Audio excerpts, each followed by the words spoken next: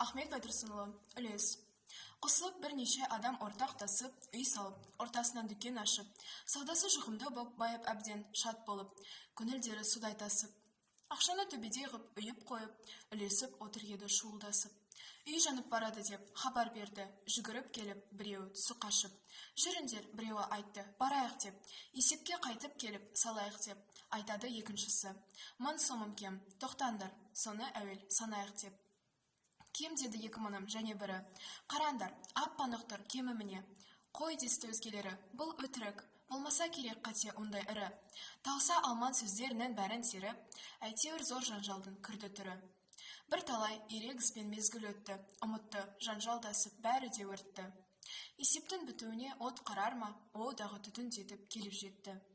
Шығарға жол жоқ, жалын қамап алған, бәрі де мал мүлкімен күйіп кетті. Ойласақ,